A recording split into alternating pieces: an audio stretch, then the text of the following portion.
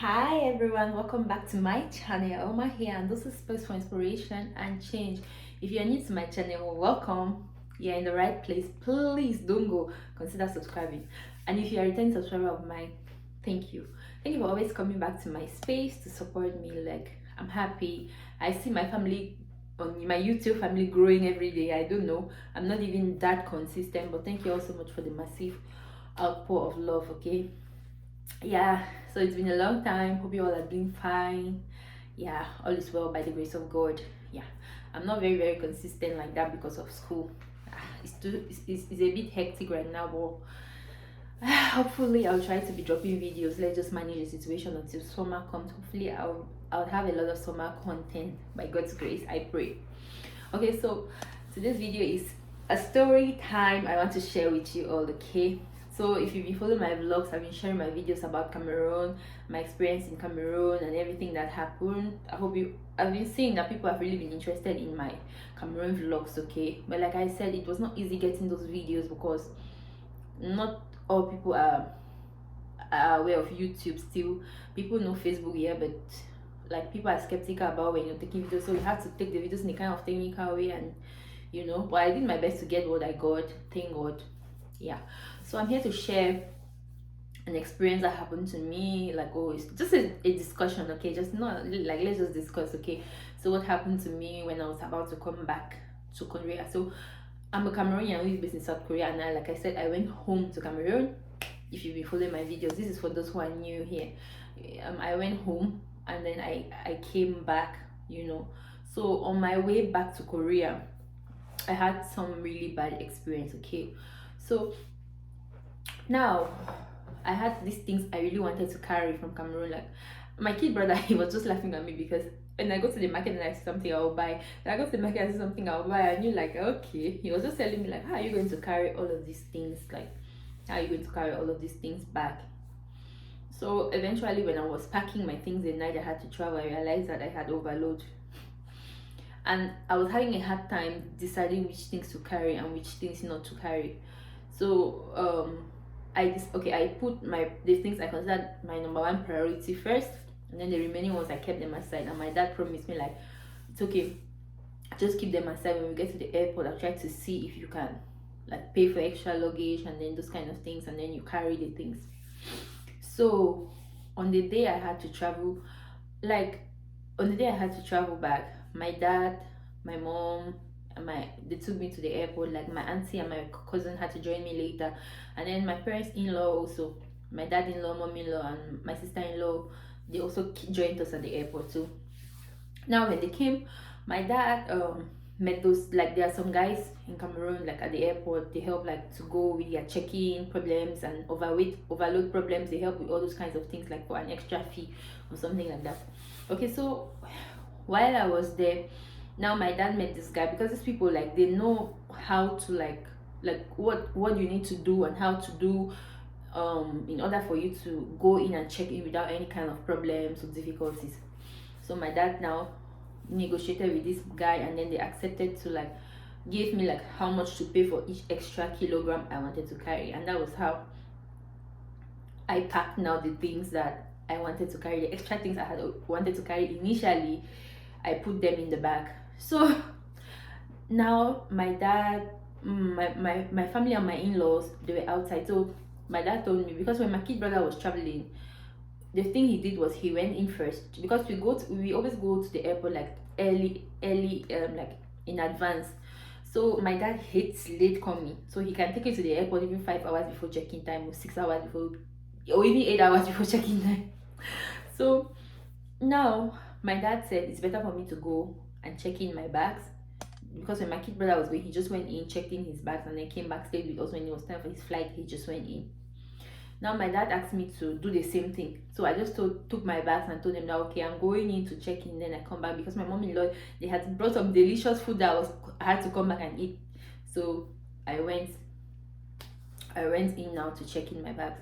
So since now I had to pay for extra kilograms, the guy inside told me like there's going to be like what they call online check-in, because when you do online check-in, it's cheaper, like for you to pay like less compared to how you have to pay for every extra kilogram. So the guy checked in my bags, and then now I went, like checked in me online, and then I had to go now to the counter physically to check in my bags and things like that. Like you get some points for early check-in, I think, online. So when I went to the counter to check in my bags, the lady was like, I don't know, they were not talking because at the time I had changed my passport. I made a new passport, not changed. I made a new passport because my old passport was really expiring. So I made a new passport. And then with the new passport, it had my husband's name because my old passport, like I made my old passport with my old ID card. So my new identity card came with my husband's name added to it.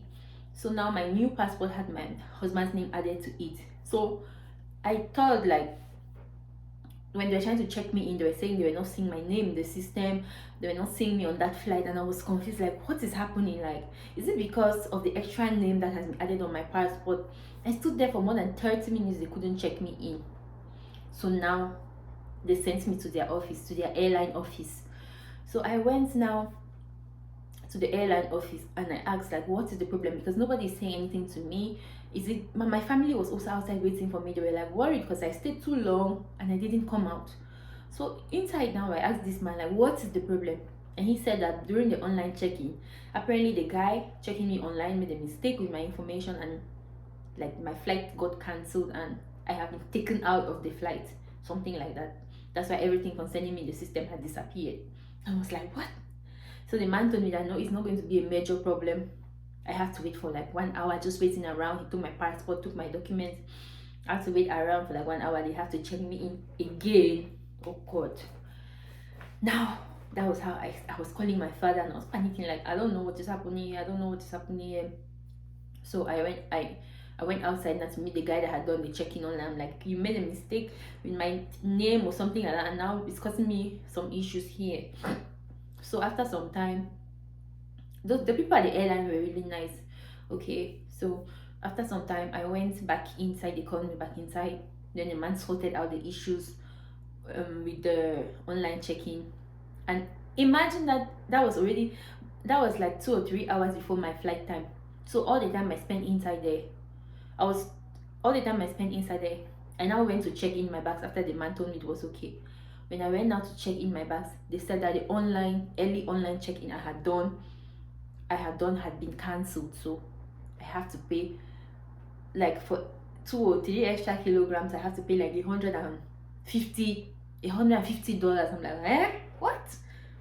And the time was already gone, and the man told me that the man at the check-in counter told me that I told him like I cannot pay for that, because like the initial arrangement I had was to pay like I had to pay like cheaper compared to what they're charging me right now. So they told me that if I don't take out, and I can't go, if I go out to meet my family and take out the things, that I might miss my check-in time, because like the counter is almost closing. I was sweating like what? I had to open my bags. I was sweating. I didn't even know what to take out, what not to take out. All the extra things I was bringing them out. The lady was even kind enough. She was patient with me. There was a man and a lady. The man was the one saying if I go out I'll miss the check-in time. Then the lady was like, you have to, do quickly. I was sweating, bringing out all the extra things I had carried. I left them. So that was how my bags went. I didn't even zip my bag properly. The seal I had put on the bag, I just scattered it carelessly. In my mind, I'm like, God, if this bag reaches, it's you. But unfortunately, my bag, the only thing thank God that they didn't open my bag or do anything. The only thing that happened was that my box got broken. The leg of the box got broken. So my bags went. Now, the lady was kind enough to tell me like, just go outside and give because the airport has different sections. There's a place where like people are not allowed to enter the airport, so my family could not come and see me, and I could not longer go and see them. I was so hungry and I wanted to see my family, and then everything was just going wrong that day. So unfortunately for me, my dad managed to enter inside, and then he came. At least I saw my dad. I gave him the remaining extra things, but I was just crying because I couldn't see my family again outside, and I was not ready yet I had not yet said my goodbye to them at the time. Like, so for me, I knew I was just going to check in and come back. I just had to call my dad, bring my jacket, and that was it. Now I was calling my family on video call as if I was already back in Korea to say bye to them. But the long and short of it was, and then okay, like I had a possibility to quickly go again and see my parents, but the second checking point after the baggage checking, this lady just saw me. She didn't even bother how traumatized and stressed I was. She just like seized my boarding pass, and she's like, "You don't have to go outside." I'm like, "I need to see my family. I need to say goodbye to my family. Like, you don't have to go out anymore. I have your boarding pass here. You have to come." And thank God my dad was just standing a little bit outside. I just came outside and told him that she said she gives me like 2 minutes, 3 minutes to go outside. I just told my dad, like, take the extra things and go. Many things I had to leave. I was so sad. That was how I couldn't even say goodbye to my family. Anyways, yeah, that was my experience. But in the end, I'm glad that everything worked out and I came home safely. Yeah, hooray! So it's just a story time I wanted to share with you all. Like, that was the experience. That was a bad experience I had with flight. Like, I don't know. I've had this is like the second bad experience I've ever had when I'm traveling. I just pray for the day when I'll be able to travel without having any bad experience. Like, it should all be good, but it can never be all rosy wishes. If wishes were horses, men will ride. But I thank God that the long and short of it is that my trip was successful, my trip was good, even though I cried because of the things I could have carried and didn't carry, but it's okay. You always find a way to survive. Yeah. Anyway, thank you all for listening to my story. What are your experiences with flights? I'm not willing to call the name of the airlines I took. I'm not yet to publicize them. They're not paying me for adverts, but their airline was really good. I enjoyed their airline. I enjoyed their services, and I like how they handled my situation and how they kind of tried to solve the situation. But my challenge was my extra load, but that one is on me, it's not on them. So thank you so much for watching. Please consider subscribing, give me a thumbs up, like, share me out, and until my next video, stay blessed. Bye bye.